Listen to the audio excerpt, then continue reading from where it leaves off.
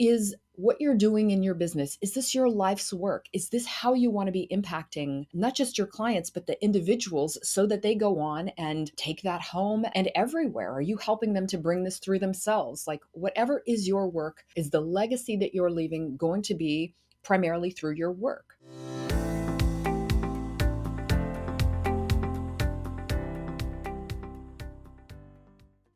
Hey, it's Samantha Hartley of the Profitable Joyful Consulting Podcast. This is season 13, lucky 13, and we are going to be talking about gifts and talents, skills, and expertise this season.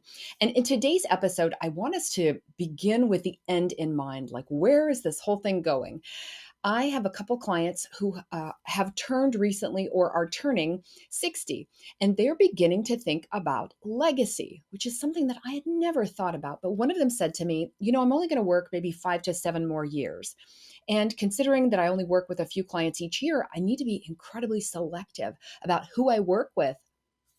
That really stood out to me because the way that I teach us to work as consultants is in the pyramid, where at the base of the pyramid, we work with 5 to 10 clients on a much deeper level for 50 to 250,000 per year. And by the way, this client is working on the 250,000 plus level with that handful of clients. And I'm wanting to make sure that she is also feeling that she can make the biggest impact possible. And that's really the way I would define legacy. Legacy is the lasting impact that you leave behind. And it should inspire others if that's something that you choose to do. I mean, a lot of us aren't even thinking about legacy at this point. And, being that I'm younger, much younger than these clients, I still found it valuable to give thought to legacy. Like, what are we all leaving behind, maybe through our work or who we are? So that's what I want to explore today. I'm going to talk about legacy a little bit, what that means, kind of some ideas I've had around that, the kind of legacy that you can leave behind. And then in the end, as always, I'm going to get into some actionable things that you can be doing in the ways that you are being right now to put legacy and thoughts about legacy into place in your business. So first, I remember years ago, I read the book in my 20s, early 20s. I first read The 7 Habits of Highly Effective People by Stephen Covey. Love that book. When I read it though, I was like, I just didn't go in my head. I was like, I don't even know what this is about. And he starts with begin with the end in mind, which is a great place to start. And by the way, it's where I do almost everything now. I start every meeting with what's our intention? What do we want to come away with from this meeting? So that's really beginning with the end in mind, a big influence on me. And when we're life planning, you really have to say, looking back, what do you want to have left? What will you want to have left behind? But he asked this question in the book, like, what do you want to have written on your epitaph? And at the time I was like, I don't even know what an epitaph is. Like, I'm in my 20s. I'm not going to die anytime soon. And I really, like, when I'm dead, I don't really care what they write on my epitaph. So it was just a different time in my life. And I was asking a different kind of question. And what are they going to say about you after you're dead was not one of the questions that I was asking. You may be hearing this and thinking the same thing about legacy. It's like, well, I'm just not in that place in my business, or I have other concerns. You may have kids at home that you're like, dude, we got plenty of on our mind without thinking about that. So give it a few minutes. Let's just spend a few minutes with this concept of what we might be leaving behind. What's the lasting impression? What's the lasting impact that you want to have on the world? So I love taking these opportunities to like zoom out from what we're doing. And as I said, like when my client mentioned this, I thought, whoa, interesting for her. And we're doing her marketing differently, knowing this. We're scaling the business differently with this 5 to 7 year time horizon in mind. And listen, my other clients, I have a few who are in that age range and who are saying like, I don't have plan to retire anytime soon. I'm having a great time. I want to keep working. That part doesn't necessarily impact your thoughts about your legacy. Like, it's still a really good time to be saying, like, what am I really standing for? And I think that's really the key piece here when we talk about legacy. So let's look at the kind of like the 3 kinds of legacy that you can have. Like, you can leave the legacy through your business. For my client, she's talking about her life's work. And her life's work, all of the years she spent in corporate, and then the years she has spent since she's been independent. She and I have been working together on pulling this genius, these signature systems out of herself. And at first, I said to her, because she was like, I'm not sure I have a signature system in me. And I was like, you have it in you. And the role of those first few clients in your business is to help you clarify what that signature system is. It's like, what do I do over and over again with my clients?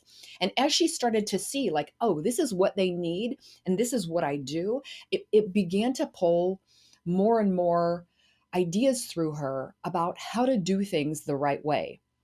And she's in the people business, like a lot of my clients. So it's like, how do we treat people at work, and how do we get the best out of them? And those ideas to me are so incredibly inspiring. Like, I identify as a person who is so unhappy at my corporate job. With anybody in work situations, when they're working in a company, I really want them to have meaning in their work and to feel fulfilled, to feel joy when they're at work. And she's doing incredibly innovative work in this area. So pulled through a signature system, and we thought, oh, well, there it is. And then it was like, oh, but they don't know how to do this. My perfect clients still don't know how to do this piece and this piece and this piece. And so what began to emerge is this like holistic system that has come through. And that has happened. That has been the case with a lot of my clients. They believe there's a right way to do something. Once they get in and start working with their clients, they see more gaps.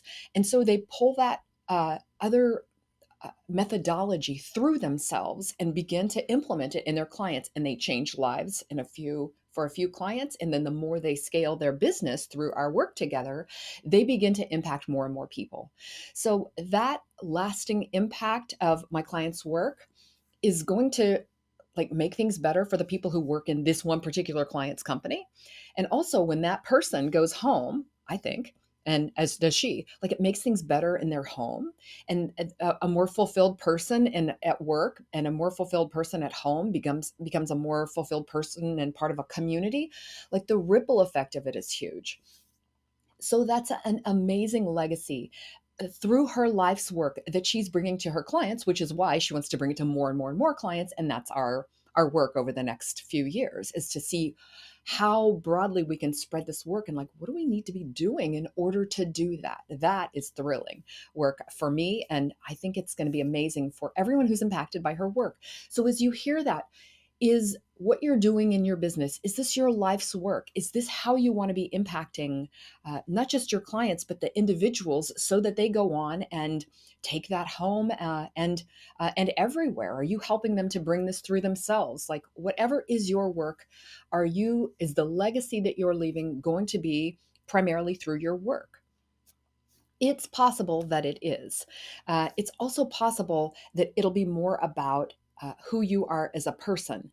And I feel, this example of when I think about legacy and I'm like, who really, really, really, really has impacted me and inspired me? And it's a little bit about who they are as people, but it's a lot about their life's work. And I think of Diane Fossey, who worked with the gorillas in Africa. I think about, and by the way, was murdered through her. As part of her work or while doing her work. Jane Goodall, who has done incredible work with chimpanzees and also in Africa. And then Temple Grandin, who has done so much for animals through her work with food production companies about how to be more humane in those processes. So those are three women whose legacy through their life's work has made an impact on me personally. And obviously on millions more, especially on the lives of animals. So I would love for you to call up someone like that who through their life's work has inspired you personally to take new actions, to have new beliefs, to do things differently in your life. Like that's the opportunity.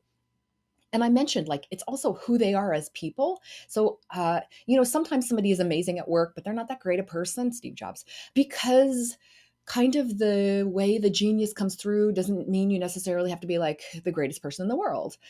And sometimes you can be both. And so I would love for you next to look at personal legacy.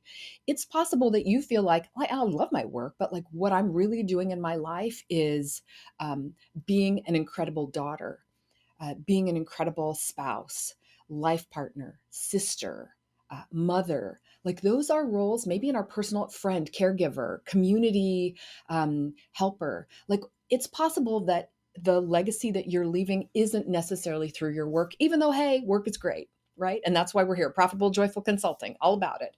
And you may be doing the greater part of your legacy work through what you're doing as an individual in your personal life, or maybe that's yet to come, which is why I want to have the conversation about legacy.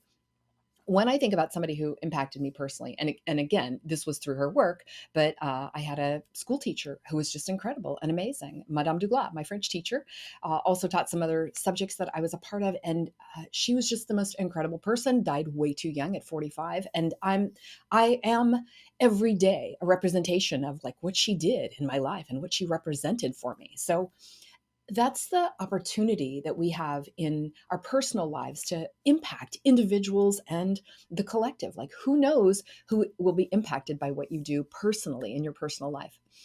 And the last thing that I want to say is that representation matters. And we're talking about this more and more. And I think what's so important is in legacy to look at representation. And this can mean so many things. So I really want to speak broadly about representation. You know, maybe you as a person of color, your ethnic or gender identity. Um, it may be that when others see you, they're like, wow, you are representing something that's possible for me. Like, we need to see people in movies, in culture, in public life who look like us or are like us. It can be as simple as like someone from my neighborhood. Like, people in the town I live in, they don't go on to do X. Oh, wow, they do. Because here's one right now. It may be from your family. It's just really important for the other people in your family to be like, wow, we didn't realize that somebody could. For example, like, what if she was a mother and also had a career? What if she chose just a career? What if she was a missionary? What if she traveled the world? Like, what are the things that you can represent that just nobody else has done before? That kind of simple legacy can be incredibly impactful. And I say simple because it's just doing X, which has never been done before. And maybe that's a huge, difficult, and like the friction that you have to go through or the inertia that you have to break free from to be, in my family, I was the first person to go to college. Uh, Yay, like that kind of representation is possible and is impactful. Um, so I want to talk about some actions you can take and take this back to our business. In season 12, at the end, I talked about the 10 drivers of a successful consulting business. And I want to talk about how legacy fits into them, because there's really three main ways. The first one is mindset. Like, your idea about yourself, about your identity, the way that you're affirming, like, I'm doing something which is leaving a lasting impact through my work, and that's important to me. That's a priority for me. Or, as I said, like through my personal life, I'm doing my work to support, to fund something else that is the legacy that I'm going to leave. Totally fair possibility, but I want you to have the beliefs, the values, the sense of mission related to that. Um, that takes me to vision. When we do uh, when we think about, like, what do I want to have left behind, that's the vision for our business. It's the epitaph thing, right? What do you want to have on your epitaph? Saying that, it puts in kind of in front, I don't know, like maybe you don't, but I imagine the tombstone, and like some words are on there, like probably only a few words. So gosh, if we were going to boil your entire life down to like a few words, what would those words be? So that's visioning. And a vision doesn't have to be short. You can go forward into, like, I'm going to retire in, maybe for you it's 25 years, or maybe it is like with my clients, 5 to 7 years, or retire young.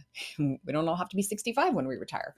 So when I end this phase, I want to look back and see that X has happened. That's the way that you can begin to create the vision of what you want to have had happen in your business. So visioning is really important. It is critical to write that down, because you get it out of your head and onto paper, and then you can start to interact with it and see what you do truly believe and what you don't necessarily, like, that turns out not to be that important for you. But really, the manifestation begins when it's written down. Can be a vision board, can be anything you want, but really I love writing it from, in this case, from far in the future, and really thinking, gosh, if I was going to go that far into the future, what do I want to have had happen in my life? And then messaging, brand and messaging, because brand is your identity and messaging is how you're going to talk about this. So we bring things into existence through words a lot of the time, right? So I write down that vision and then I visualize, I envision it, and then I begin to speak into existence the thing that I want to have happen in my business. So who am I impacting?